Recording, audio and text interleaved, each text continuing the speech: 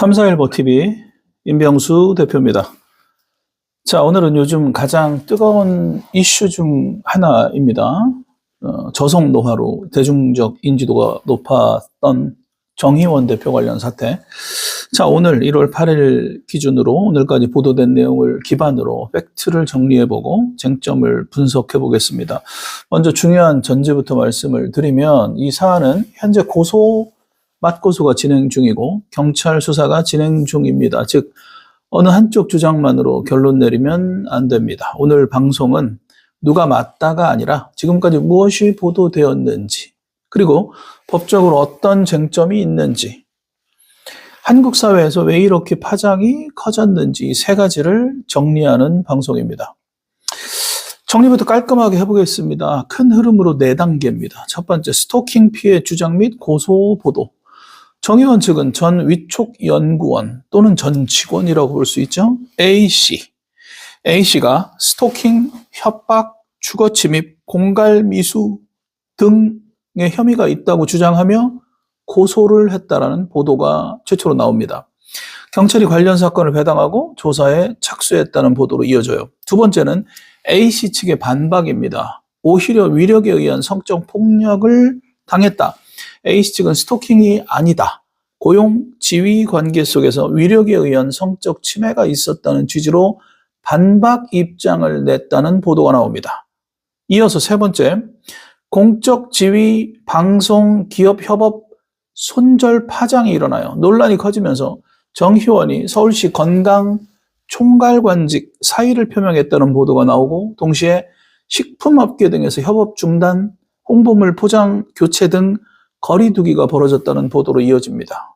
네 번째, 2026년 1월 초 대화록과 보도 공방 플러스 매체를 고소하는 일로 이어집니다. 최근 1월 6일에서 오늘 8일까지 최근 한 매체가 대화 내용, 즉 대화록 일부를 공개를 했고 A씨 측이 이를 문제 삼아서 해당 매체를 고소했다라는 보도가 나왔습니다. 지금까지의 흐름입니다. 이제부터 쟁점을 봐야 합니다. 법적 쟁점 첫 번째, 스토킹 성립의 핵심 포인트입니다. 정의원 측 주장의 큰 축은 스토킹입니다. 이게 성립을 하려면 단순 연락이나 갈등을 넘어서 지속적, 반복적, 그리고 상대방의 공포, 불안 같은 요소가 핵심이 됩니다. 정의원 측 주장 요지는요, 주거지 주변을 접근해서 협박성 언행을 하고 금전 지분을 요구했다 등으로 공포를 유발했다라고 주장하는 거고, 반면에 A씨 즉 반박 요지는 이렇습니다. 스토킹이 아니라 다른 본질이 핵심이다. 즉 권력관계, 성적 침해 이 두 가지가 핵심이며 스토킹 프레임은 사실 왜곡이다 라는 취지로 주장합니다. 자, 여기서 한국 시청자 입장에서 중요한 건 이겁니다. 둘이 사적 관계가 있었냐 없었냐면 그 두 가지만 따지면 끝이 없어요. 법적으로는 행위의 반복성, 맥락, 증거 이 세 가지가 핵심이 돼요. 문자, 메신저, CCTV, 출입 기록, 제3자 진술 이런 것들이 결국 결론을 만들게 됩니다. 법적 쟁점 두 번째입니다. 위력에 의한 성적 침해 주장 무엇이 관건인가? 자, 반대로 A씨 측이 제기한 축은 고용 지위 관계에서의 위력에 의한 성적 침해라는 프레임입니다. 보도에 따르면 A씨 측은 종속적인 근무 구조와 거절하기 어려운 권력 관계를 강조합니다. 이 주장 쪽의 핵심은 두 가지입니다. 첫 번째, 관계의 구조. 다시 말해 실제로 업무 지시가 일방적이었는지, 평가, 계약, 생계가 한쪽에 의해 좌우되는 구조였는지, 거절이 가능한 환경이었는지, 관계의 구조, 첫 번째. 두 번째, 구체 행위와 증거입니다. 성적 요구로 해석될 만한 언행의 반복이 있었는지, 당시 정황, 공간이나 시간이나 메시지 등을 알아볼 필요가 있고, 주변인 진술과 기록, 두 번째, 구체 행위와 증거, 이 두 가지가 이 주장 쪽의 핵심입니다. 중요한 건요, 이건 단순 연애 스캔들이 아니라는 점입니다. 한쪽은 스토킹, 협박이라고 하고 다른 한쪽은 권력관계 기반 침해라고 합니다. 둘 다 성립할 수도 있고 둘 다 성립하지 않을 수도 있습니다. 결국 수사와 증거로 가는 겁니다. 쟁점 세 번째입니다. 저작권 금전 요구 논란. 이것이 본질인가 아니면 파생된 것인가를 볼 필요가 있어요. 이번 사태가 더 복잡해진 이유이기도 합니다. 저작권 금전 지분 문제. 보도에서 정의원 측은 책 저작권 지분 및 금전 요구를 언급했고 A씨 측은 저작권 문제는 파생이라고 보는 맥락이 있어요. 한국에서 이런 사건이 늘 꼬이는 지점이 뭐냐면요. 처음엔 관계 갈등으로 보이다가 돈과 저작권이 붙는 순간 민사 형사가 뒤엉켜버립니다. 그래서 대중은 혼란스러워지고 당사자는 각각 핵심을 다르게 주장하기 시작합니다. 정의원 측 프레임은 이렇습니다. 공갈, 협박, 스토킹이다. 여기에 저작권 금전이 요구되어지는 것이다. 반면에 A씨 측 프레임은 이겁니다. 권력관계 기반의 침해이고 플러스 저작권은 부차적인 쟁점이다.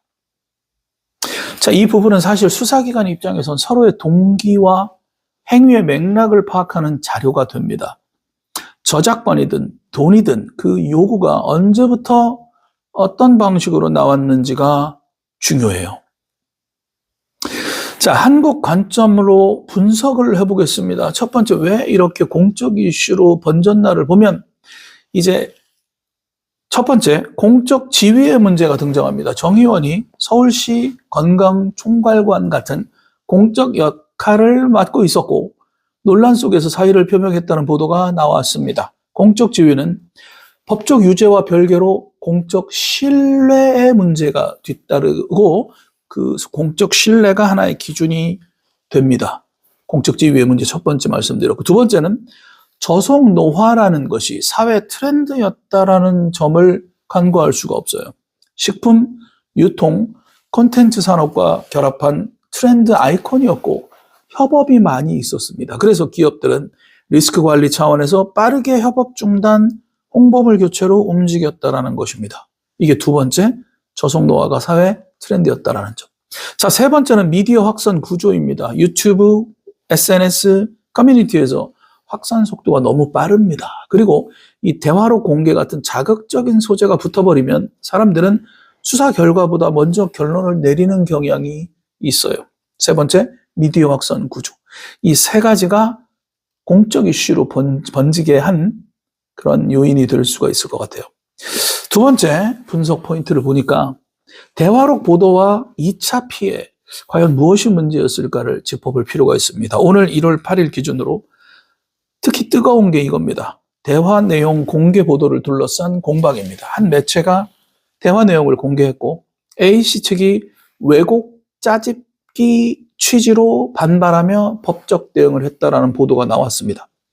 여기서 우리가 분명히 해야 할 건 대화 내용 일부가 공개됐다고 해서 그게 곧 진실의 전부가 되지는 않습니다.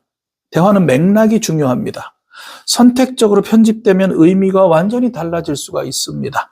당사자들의 프라이버시, 2차 피해 문제가 뒤따를 수가 있습니다. 탐사 보도의 가치가 분명히 있어요. 하지만 동시에 피해자, 당사자 보호도 언론 윤리의 핵심입니다. 한국 사회는 특히 이런 사건에서 한쪽을 악마화하거나 반대로 무조건 무죄로 몰아가는 극단으로 흐르기 쉬운 문화를 가지고 있습니다. 정리해 보겠습니다. 오늘까지 보도된 팩트 기반으로 결론은 5가지입니다. 첫 번째, 이 사안은 고소 맞고소로 얽힌 법적 분쟁이고 경찰 수사가 현재 진행 중이다라는 거. 두 번째는 핵심 쟁점은 스토킹 협박 프레임과 권력관계 기반 성적 침해 프레임의 충돌이다라는 것.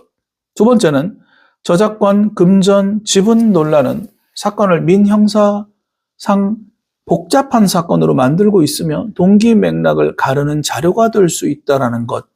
네 번째는 공적 지위, 즉 서울시에서 맡은 직책입니다. 그리고 기업 협업이 얽히면서 한국 사회에서 공적 신뢰 이슈로 확장됐다는 것. 다섯 번째, 대화록 공개 보도는 파급력이 큰 만큼 맥락, 편집, 2차 피해 문제를 함께 따져봐야 한다는 것. 저희 탐사일보 TV는 수사 결과가 추가로 확인되는 대로 확정된 사실만 따로 정리해서 후속 방송으로 다시 다루겠습니다.